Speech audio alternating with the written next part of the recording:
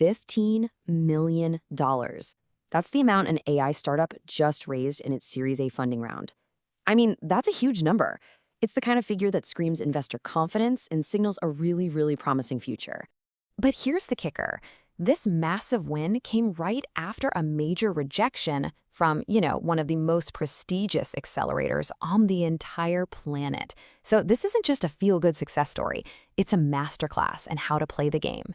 Okay, how in the world did they pull this off? Let's break down their playbook.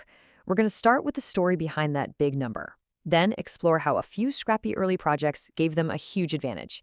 And you're going to want to stick around for the mindset shift that completely turned fundraising on its head. Then we'll get into the nitty-gritty of SEO in this new age of AI, and finally, we'll put together a playbook you can use for your own journey. So the company at the heart of all this is Daydream. They're an AI-powered SEO agency co-founded by their CEO, Thanuka Karunaratne. And trust me, they are making some serious waves in a very crowded space. To really get what's going on here, let's just look at the facts. Daydream is this really cool hybrid agency, right? They're using the power of AI agents, but also the nuance of human experts. They've raised a whopping $21 million so far, with this latest $15 million round led by WonderCo.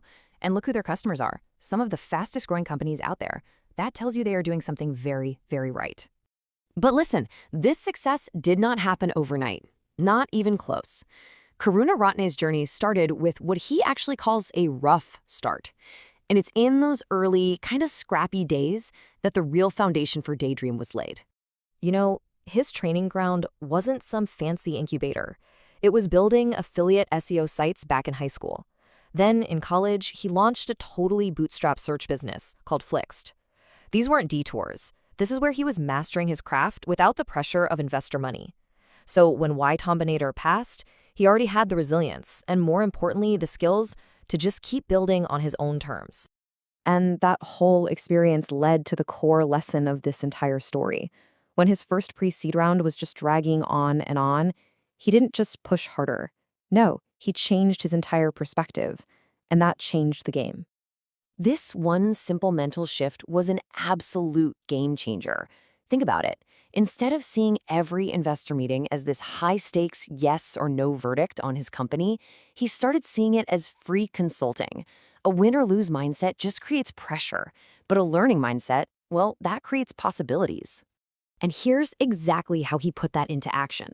When an investor would pass, he didn't just pack up and leave. First, he'd ask for their honest feedback. Something like, hey, I really appreciate your time. Just for my own learning, was it something about the team, the market, or our model that gave you pause? I mean, that's pure gold.